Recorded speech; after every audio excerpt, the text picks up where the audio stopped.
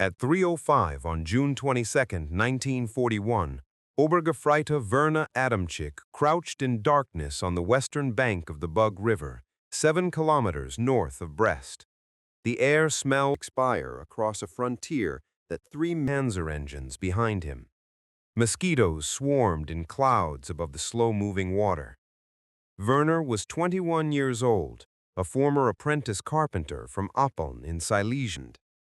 Von Sponeck was 53 years old, a Prussian officer from Dusseldorf, whose career had traced the arc that German military tradition prescribed: cadet school, the trenches of the Western Front, interwar service that prepared him for the command he both sides of the river for hundreds of kilometers division, an air landing formation whose specialized training had. Werner could see perhaps 30 meters through the pre-dawn darkness. The assault boats lay ready on the bank, their rubber sides still cool to the touch. His hands were steady as he checked the demolition charges one final time. Each charge weighed exactly 1.5 kilograms and would be used to clear wire obstacles and bunker entrances on the Soviet side. The engineers had been told to expect heavy fortifications. Werner had seen the intelligence maps. The Soviet defenses looked formidable on paper. The silence was unnatural. Behind him, the 18th Panzer Division had assembled over 200 tanks in staging areas within 2 kilometers of the river. Their engines ran at idle to mask the sound of movement, creating a low mechanical rumble that Werner could feel through the ground more than hear. Further back, artillery batteries stood ready. Werner had helped dig some of the gun emplacements 3 days earlier. The crews had arrived yesterday, moving only at night, covering their positions with camouflage netting during daylight hours. He had never seen so many guns concentrated in one place. The Bug River here was perhaps 60 meters wide, flowing south at a walking pace. The opposite bank rose slightly higher than the German side, giving Soviet positions a marginal advantage. Werner could see the dark outline of trees and buildings in the Soviet border town of Kodin. No lights showed.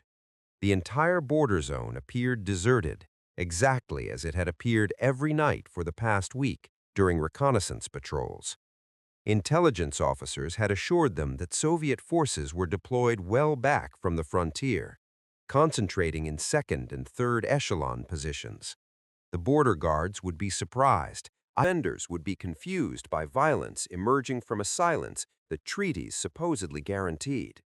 The deception that made this surprise possible had been maintained at costs that included the trust of an ally whose betrayal was minutes away. Von Sponeck had received his final orders in briefings whose content he had absorbed with the professional detachment that command required, and that conscience could not entirely suppress. The operation he was about to execute was not this evening. The pills made his heart race and his hands shake slightly, but they kept exhaustion at bay. Every man in the assault wave had received the same ration. At 3:14, the final minute arrived. The norm that European warfare had developed. The Commissar order that specified execution of Soviet political officers had reached his headquarters. The guidelines for conduct that anticipated brutality exceeding anything the Western campaigns had involved had been distributed through channels whose receipt he had acknowledged.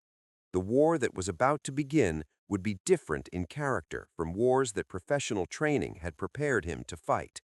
The luminous dial of his watch showed 03:14 as the seconds accumulated toward the moment that would change history.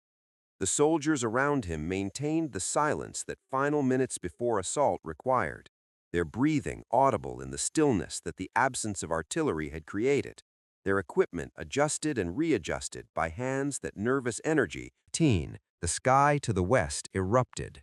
7,000 German artillery and mortars opened fire simultaneously across an 1,800-kilometer front. The sound was not a series of individual explosions, but a single continuous roar that seemed to tear the fabric of the air itself. Werner felt the pressure wave hit him like a physical blow. The Bug River reflected the orange flashes of thousands of guns. The largest military invasion in human history had begun. Werner threw himself into the assault boat as shells screamed overhead. The first wave of German artillery rise from the earth itself, the individual nodes along the frontier, the explosion, whose source was everywhere and whose effect was about to transform the world that its targets had known. Operation Barbarossa had begun. Major Ivan Fedyuninsky was asleep in his headquarters at Kovel when the first shells struck at 03:15, the explosions jolting him from rest with a violence that his body registered before his mind could comprehend. The building shook as explosions walked across the compound, plaster falling from ceilings whose structural integrity was disintegrating with each successive impact. The engineer in front of Werner pitched forward without a sound, his helmet clattering into the bottom of the boat. Blood spread. Fedyuninsky was floor. Werner kept paddling. The opposite bank was 40 meters away, then 30. A mortar round exploded in the water to their left, drenching them with spray that tasted of mud and cordide. The boat scraped onto the Soviet bank at 3:22.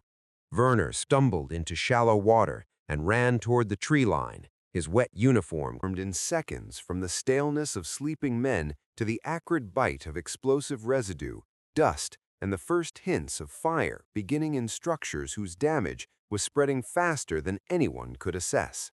Fedyuninsky threw himself from his bed and reached for the uniform that military habit kept within arm's length, his hands performing procedures that training had automated, while his mind struggled to construct understanding from chaos that defied immediate interpretation. The bombardment could not be happening. Soviet intelligence had reported German concentrations along the frontier, but political leadership had dismissed these reports as provocations designed to disrupt the relationship with Germany that the Molotov-Ribbentrop Pact had established. The shells falling on his headquarters contradicted everything that official analysis had made in October 1940. Indications that Fedyuninsky attempted to establish in the bombardment's first minutes failed with a consistency that reflected German planning rather than Soviet misfortune. The telephone lines connecting his headquarters to subordinate units had been cut, not by the random destruction of artillery, but by sabotage continuous than any thunderstorm bombardment. Agents and special forces severing connections whose absence would paralyze Soviet response during the critical hour. Horizon flickered with orange light. The sound resolved into thousands of individual detonations overlapping into a single roar. Aircraft engines droned overhead, flying east. Nikolai ran toward his guns. His crews were already scrambling from their shelters, confused and frightened. The battery telephone rang. Nikolai grabbed the handset. The line was dead. He tried the radio, exceeded anything his experience had prepared him to expect. German bombers flew toward targets whose locations suggested knowledge that only systematic reconnaissance could have provided, their formations maintaining discipline that Soviet anti-aircraft fire could not disrupt, because Soviet anti-aircraft man to his position was under attack. The fighters that accompanied these bombers swept would paralyze thousands of Soviet units that morning. The ammunition was locked in a depot 400 meters behind the battery position. Peacetime regulations was precise, professional, devastating, with keys held by the division political officer. Nikolai's battery had no ammunition immediately available at the guns, not a single shell. He dispatched 2 men running toward the depot. They returned 8 minutes later, breathless. The depot was locked. The political officer could not be found. Soviet doctrine, designed to prevent unauthorized actions that might provoke war, had ensured that his guns could not fire when war actually came. The irony was devastating. Nikolai had 4 serviceable artillery pieces, trained crews, and clear fields of fire toward the west, where German forces were clearly advancing, but he had no ammunition. Aircraft appeared overhead at 3:50, flying in tight formations at low altitude. They were Junkers 87 Stukas, their gull wings unmistakable even in the pre-dawn darkness. They ignored Nikolai's battery and struck targets further east. He watched explosions blossom across a Soviet airfield 5 kilometers away where the 123rd Fighter Aviation Regiment was based.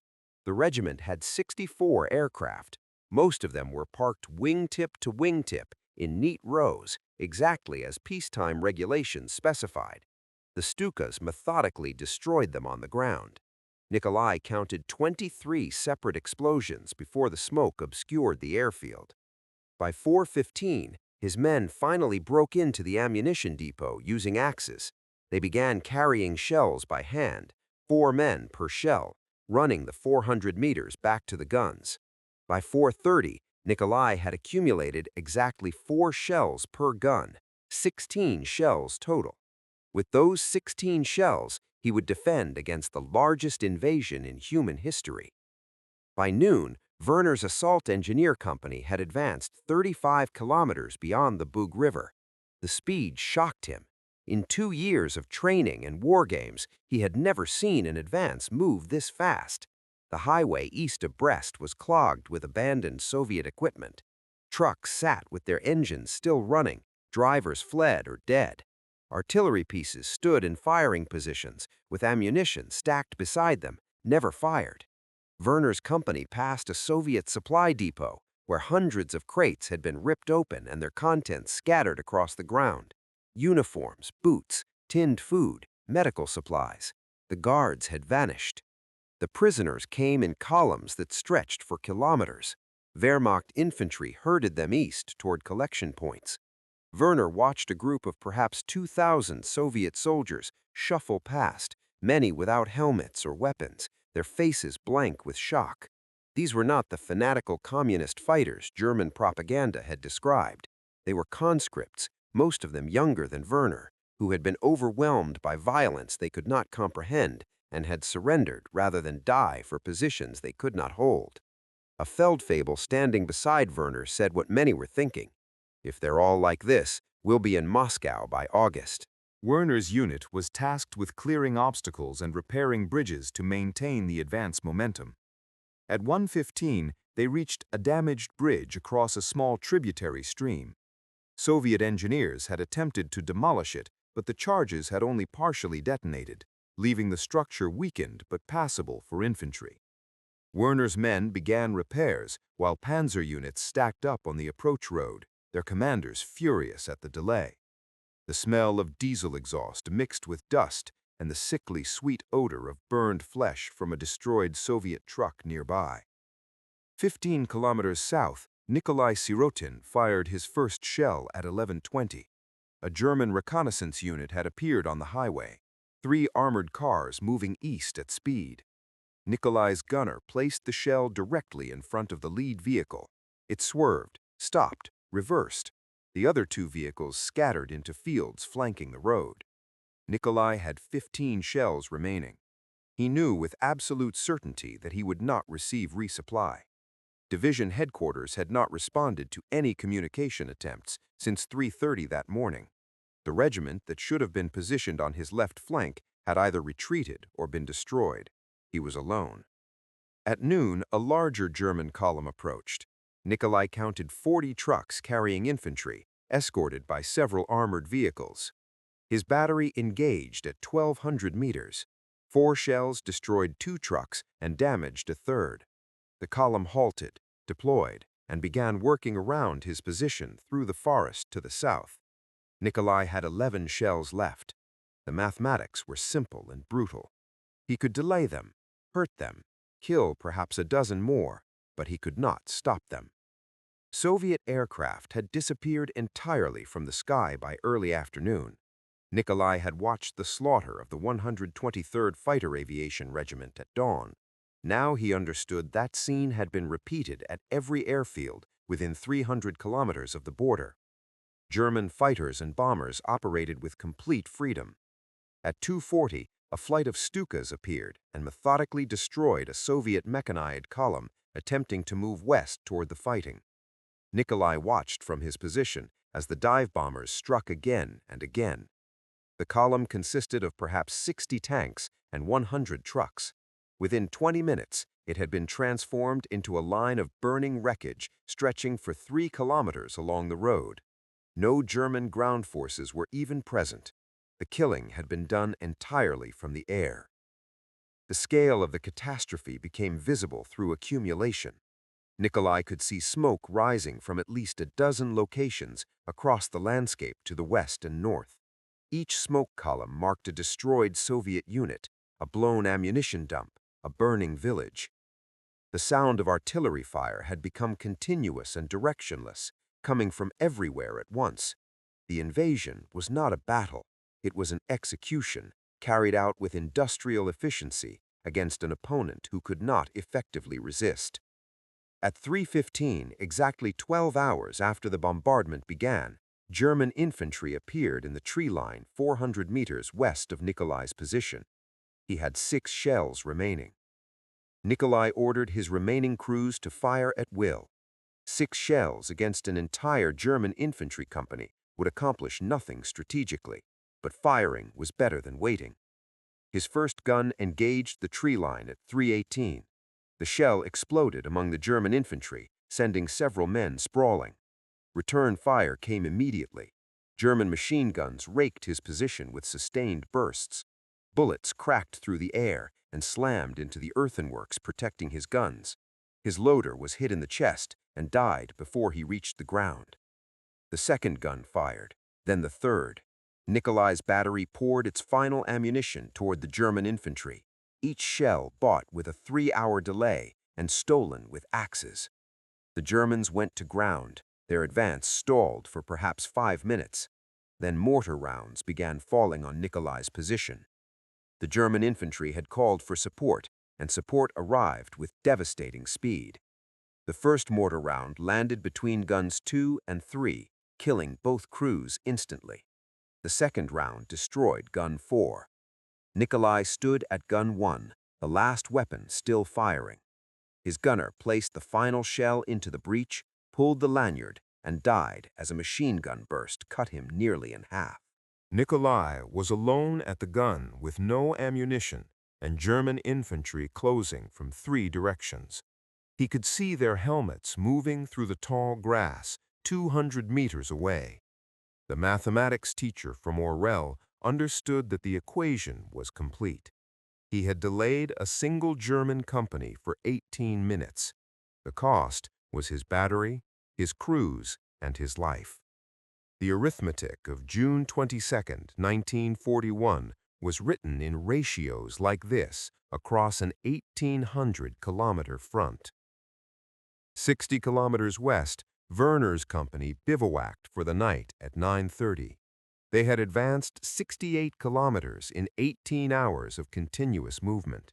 The number seemed impossible, yet Werner had walked every meter of it.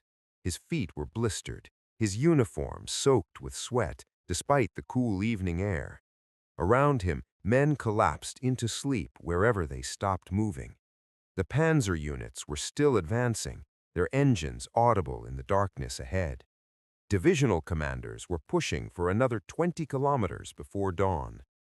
Werner Adamczyk sat with his back against a captured Soviet truck and tried to comprehend what he had witnessed. The Soviet Union had been described as a colossus, a military superpower with infinite reserves and fanatical determination. What he had seen that day bore no resemblance to the warnings. Soviet units had fought bravely in isolated pockets, but they had fought without coordination, without air support, without supplies, and without hope. The Armhocht had struck an opponent who was not ready and could not respond. The statistics that would emerge in the following days confirmed what Werner's experience suggested. On June 22, 1941, the Luftwaffe destroyed approximately 1,200 Soviet aircraft, the vast majority on the ground. German armored spearheads advanced between 50 and 80 kilometers depending on sector. Soviet casualties exceeded 200,000, killed, wounded, or captured in the first 24 hours. Entire divisions ceased to exist as coherent formations. The border military districts lost communication with Moscow within hours of the bombardment beginning. The catastrophe was not inevitable. Soviet forces outnumbered German attackers in most sectors. Soviet tanks were often superior to German models, particularly the KV-1 heavy tank and T-34 medium tank. Soviet artillery was numerous and well-designed, but none of these advantages mattered when ammunition was locked away, when communications were cut, when air support was destroyed before it could take off, and when commanders were forbidden to take defensive actions that might provoke the war that had already begun. Werner Adamczyk survived Operation Barbarossa and the entire Eastern Front. He was wounded twice, once near Smolensk in August 1941, and again during the retreat from Ukraine in 1943. He returned to Opel after the war and resumed his trade as a carpenter. He built houses, repaired furniture, and raised 3 children. He rarely spoke about the war. When he died in March 1982 at the age of 62, his obituary made no mention of June 22, 1941. Junior Lieutenant Nikolai Sirotkin was killed on July 17, 1941, 25 days after the invasion began.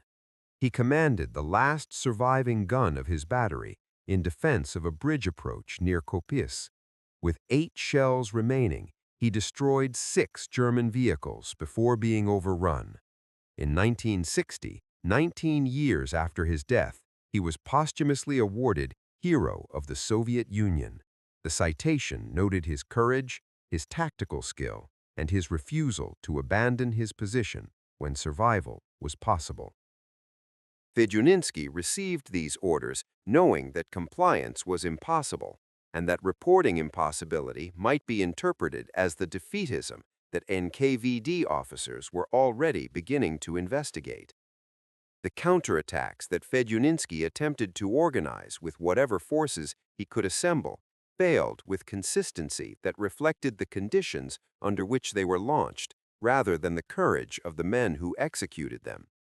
Tank units advanced toward German positions without infantry support, because the infantry that should have accompanied them had been scattered by bombardment. Artillery attempted to engage German forces without forward observers because the observers had been killed or their communications destroyed. Infantry counterattacked without tank or artillery support because the tanks and artillery were engaged elsewhere or had ceased to exist as organized formations. Each counterattack achieved nothing except the destruction of forces whose preservation might have enabled defense that their destruction precluded. The German forces that Fedyuninsky's counterattacks encountered were advancing with coordination that Soviet responses could not match and firepower that Soviet units could not survive. The panzers that appeared on roads his troops were attempting to hold moved with a confidence that reflected communication functioning as designed, air support available on request, logistics delivering what operations required. The contrast to Soviet conditions was absolute. German units operated as components of a system whose elements reinforced each other, while Soviet units fought as isolated fragments whose mutual support had been severed in the invasion's opening hours. The afternoon found Fedyuninsky attempting to establish defensive positions along lines whose selection reflected what geography offered rather than what doctrine prescribed. The fortified zones that pre-war planning had constructed lay behind German forces now, their garrisons dead or captured, their weapons silent. The defensive lines that Fedyuninsky was improvising consisted of whatever natural obstacles the terrain provided, rivers whose crossings could be contested, forests whose cover might conceal defenders, villages whose buildings might absorb fire that open ground would not. The defense was inadequate. The defense was what circumstances permitted. The defense was collapsing under pressure that no improvisation could withstand.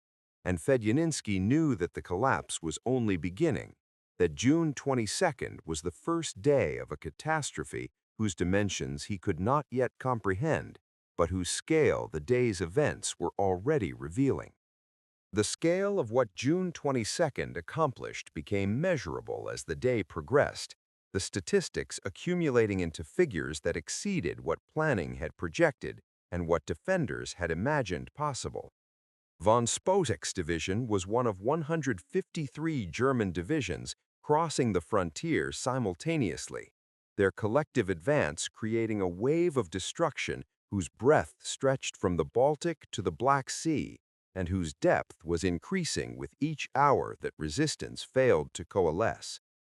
The front that German forces were attacking measured approximately 1,800 kilometers, a distance greater than from Paris to Moscow, a width that no previous military operation had attempted to assault simultaneously. The Luftwaffe's contribution to the first day's success achieved results that air power theorists had predicted and that Soviet air defenses had proven incapable of preventing.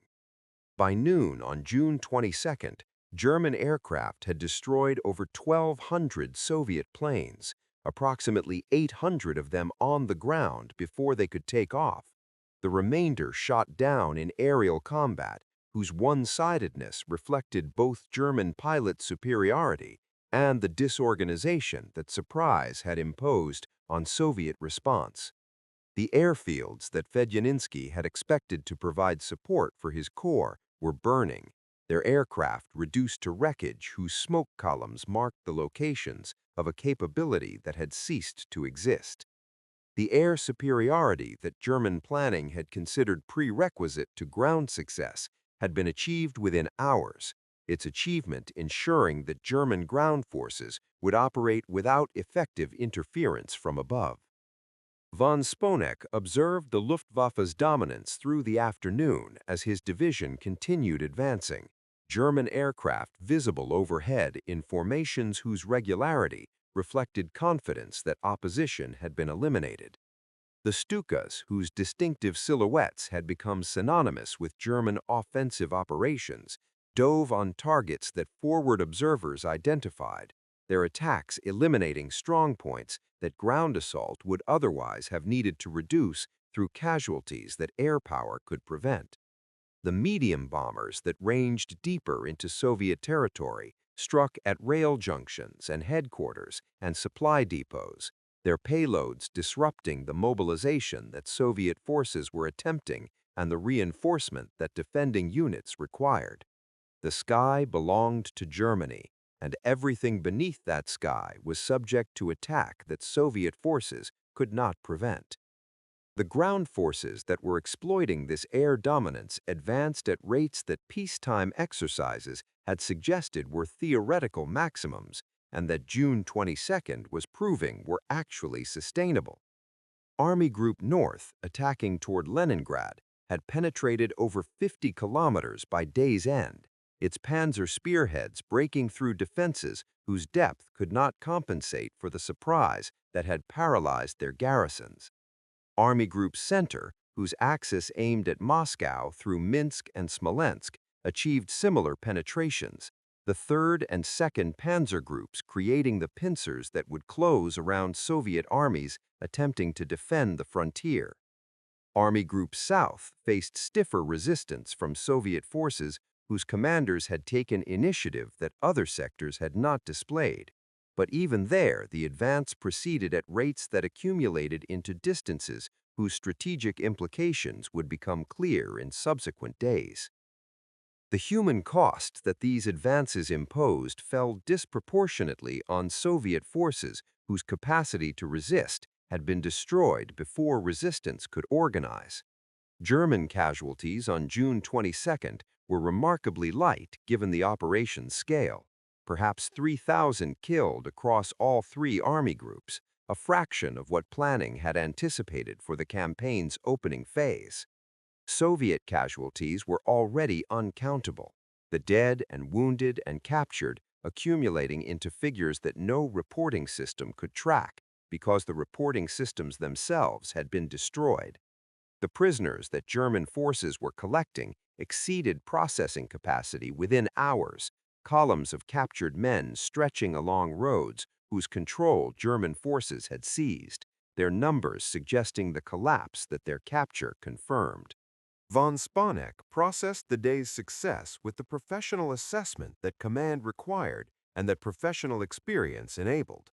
The objectives his division had been assigned were secured, the bridges seized, the crossings established, the advance proceeding toward phase lines whose achievement the following days would bring. The losses his units had suffered were minimal, the resistance they had encountered manageable, the coordination with adjacent formations functioning as planning had prescribed. The day had been a success by every measure that military operations employed, the largest military strike in history, achieving results that validated the planning that had produced it and the execution that had implemented it. The larger success that von Sponeck's divisional achievement contributed to was becoming apparent as evening approached. The Soviet frontier defenses had been shattered across their entire extent, the formations that should have held them destroyed or scattered, the reinforcements that should have restored them unable to move because the transportation network they required was under systematic attack. The war that German planning projected would be won in weeks was proceeding as though that projection was accurate, the first day's results suggesting that subsequent days would continue the pattern until the pattern had produced the victory that the pattern's designers anticipated. Fedyuninsky's attempts to organize counterattack with the forces remaining under his command consumed the afternoon hours in efforts whose futility each attempt confirmed. The doctrine that governed Red Army operations prescribed immediate offensive response to any enemy penetration, the destruction of invading forces through concentrated armored assault that would drive them back across the frontier and carry the war onto enemy territory. The doctrine assumed conditions that June 22 had systematically destroyed: communication networks that functioned, command structures that remained intact, armored formations that could concentrate without being observed and destroyed from the air, artillery support that could be coordinated, infantry that could advance under covering fire that covering positions still existed to provide. The tank units that Fedyuninsky ordered forward moved toward German positions along roads whose exposure invited the air attacks that exposure inevitably produced. The Soviet tanks of 1941 included models that German intelligence had not fully assessed, the T-34 and KV-1, whose armor and armament exceeded anything the Wehrmacht fielded, but also included far greater numbers of obsolete BT and T-26 tanks, whose thin armor German anti-tank guns could penetrate at ranges that combat routinely produced. The tanks that survived air attack long enough to engage German ground forces found themselves fighting without the combined arms support that doctrine prescribed and that circumstances had eliminated. Infantry that should have accompanied them had been scattered by bombardment. Artillery that should have suppressed German anti-tank positions had been destroyed or lacked communication with forward observers.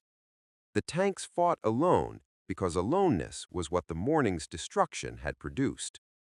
The results of these unsupported attacks accumulated through the afternoon in burning vehicles whose columns of smoke marked the locations of failure that courage could not prevent.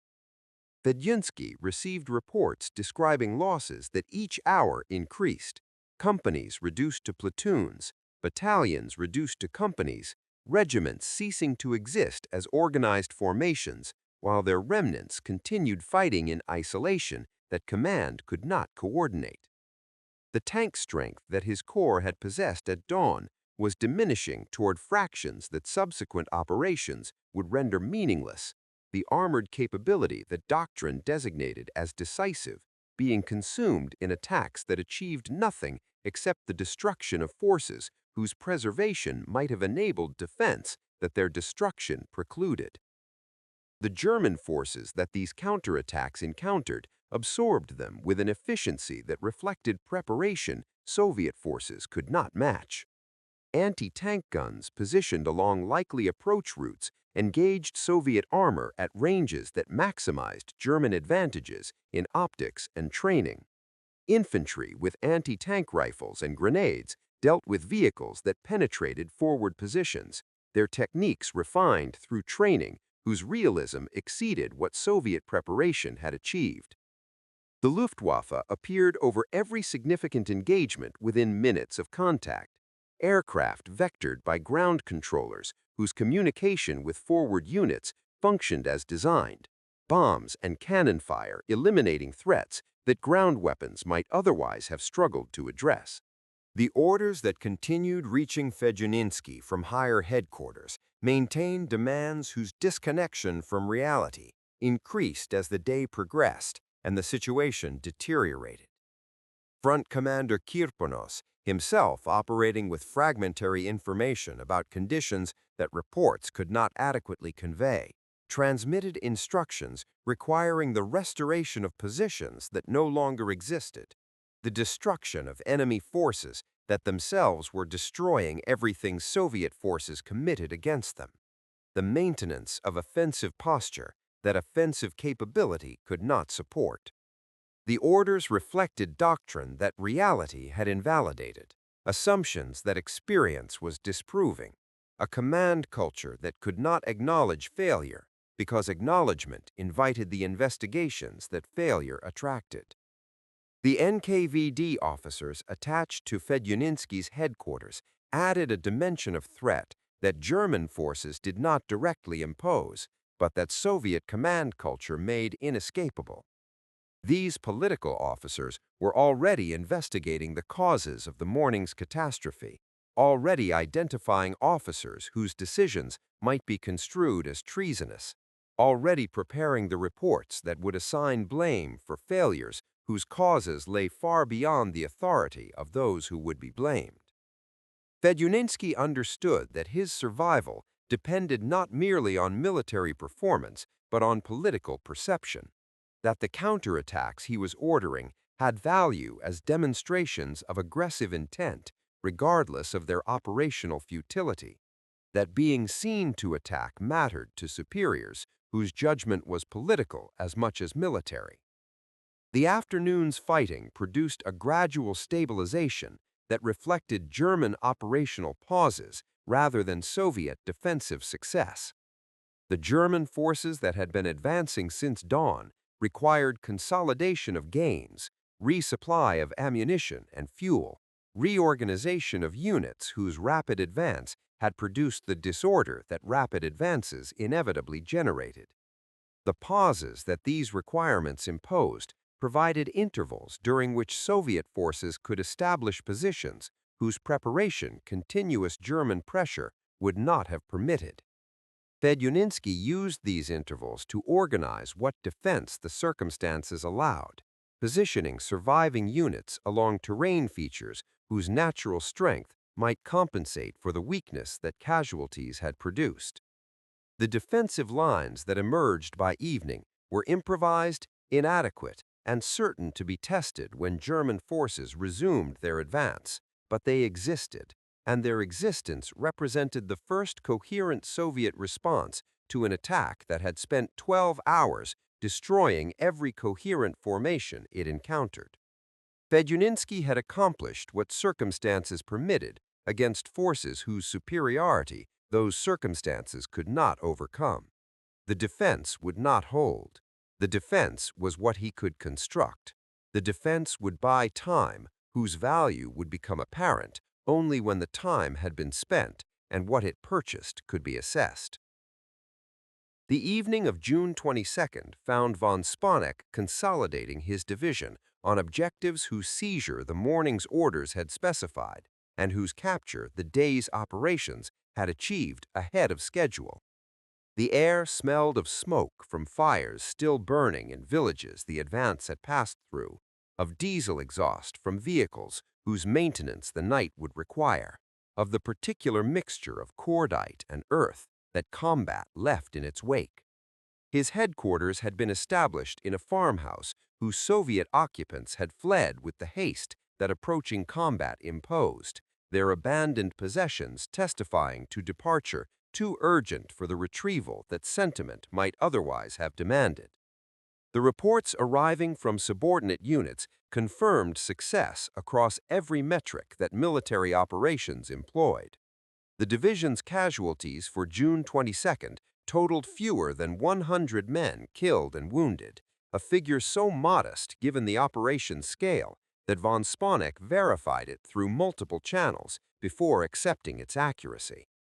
The Soviet forces his troops had encountered had been destroyed or scattered at ratios that exceeded 20-1, the disproportion reflecting not superior German courage, but superior German preparation, coordination, and the advantage that surprise had provided. The prisoners his units had collected numbered in thousands, their processing continuing through the evening as columns of captured men moved rearward toward collection points whose establishment was proceeding with the efficiency that German logistics demanded. The tactical situation that evening revealed the extent to which the first day's success was establishing patterns that subsequent operations would extend. The frontier defenses had been breached along virtually the entire front. The fortified positions that Soviet planning had constructed either bypassed or reduced, the defending garrisons eliminated as fighting forces, regardless of whether they had been killed, captured, or scattered into forests where their military significance had been neutralized. The roads that German forces would use for the advance toward deeper objectives were secured. The bridges whose capture von Sponeck's division had accomplished, providing crossing points that logistical traffic would soon require. The foundation for subsequent operations had been laid in a single day's fighting. Von Sponeck issued orders for the following day's advance with confidence that the enemy's capacity to resist had been fundamentally compromised and that subsequent days would confirm what the first day had suggested. The objectives for June 23rd lay deeper in Soviet territory, their seizure requiring advances that would extend the distances already covered and that enemy resistance seemed unlikely to prevent. The reports from adjacent units confirmed similar success across the entire Army Group front, the collective advance creating a wave of penetration whose exploitation the following days would accomplish. The campaign that was supposed to destroy the Soviet Union appeared to be proceeding precisely as planned. The reports that reached German high command through the evening assembled into a picture of success whose completeness exceeded what optimistic projections had anticipated. The Luftwaffe's destruction of Soviet air power had been more thorough than planning had assumed. The 1,200 aircraft destroyed on June 22nd, representing a larger proportion of Soviet strength than intelligence had estimated existed in the forward areas. The ground advances had achieved depths that exceeded first-day objectives along most of the front, the resistance encountered proving weaker than even optimistic assessments had suggested. The prisoners already collected numbered in tens of thousands, with the total certain to increase as forces consolidated control over territory the day's fighting had seized.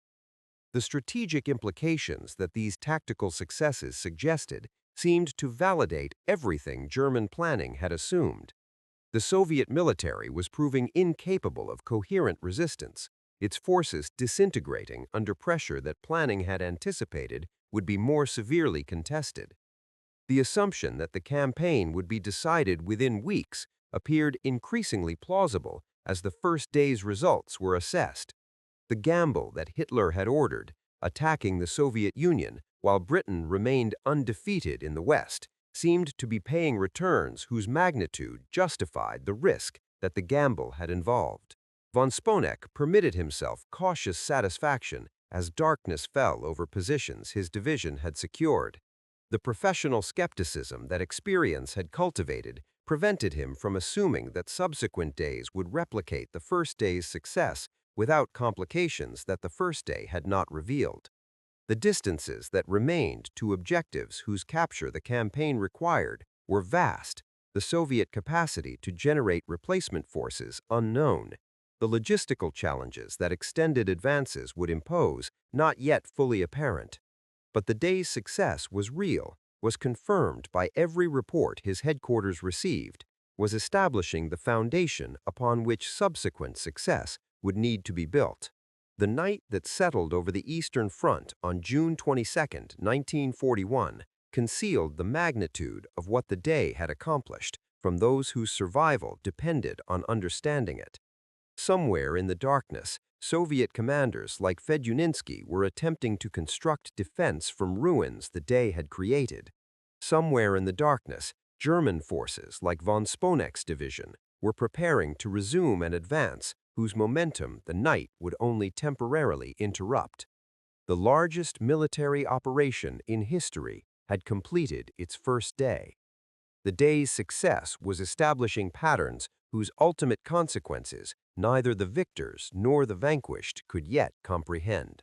The fates of the men who experienced June 22nd from opposite sides of the frontier diverged through trajectories that the day's events had initiated but could not have predicted.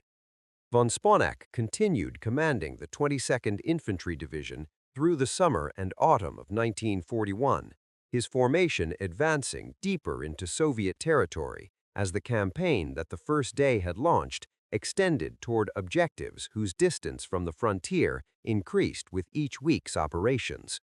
The success of June 22nd became the foundation upon which subsequent success was built, his division participating in encirclements that captured hundreds of thousands of Soviet soldiers and in advances that carried German forces to the gates of Leningrad and within sight of Moscow's spires. The winter of 1941 transformed the conditions under which von Sponeck operated with a severity that June's warmth had not suggested and that German logistics had not prepared to address. His division, now positioned on the Kerch Peninsula in Crimea, faced Soviet amphibious assaults whose strength exceeded what his depleted forces could withstand.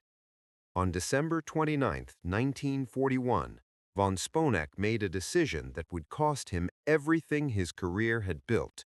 He ordered his division to withdraw from positions that higher headquarters had commanded be held to the last man.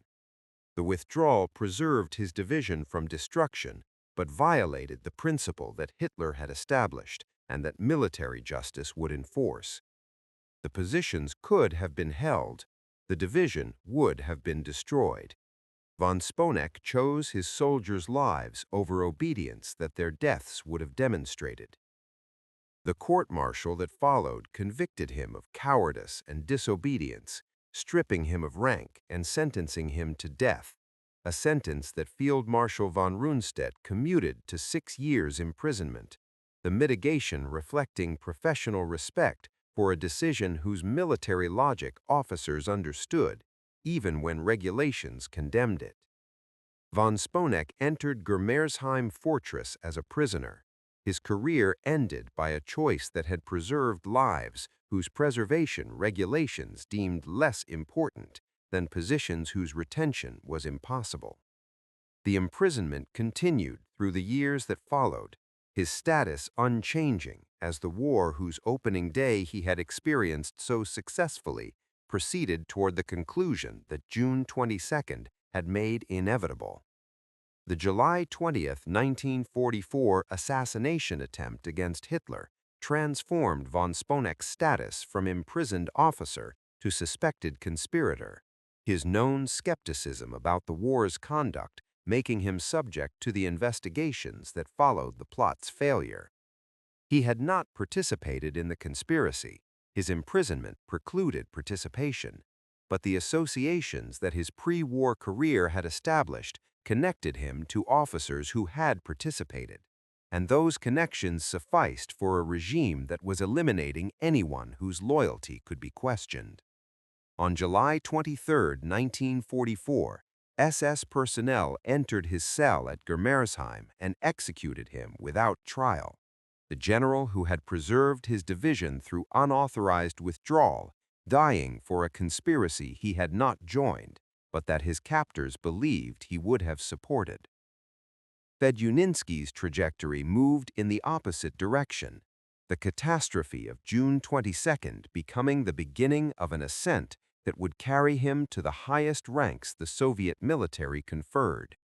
The defense he had improvised on the first day, inadequate, desperate, ultimately overrun, had demonstrated the capacity for initiative and the willingness to continue fighting that Soviet command would increasingly need as the war progressed. He survived the investigations that followed the frontier disaster, his performance judged adequate by superiors whose own survival depended on finding subordinates whose conduct could be defended.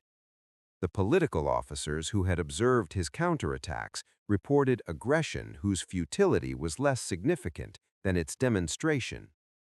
The war's subsequent years provided opportunities for Fedyuninsky to demonstrate capabilities that June 22's chaos had only partially revealed.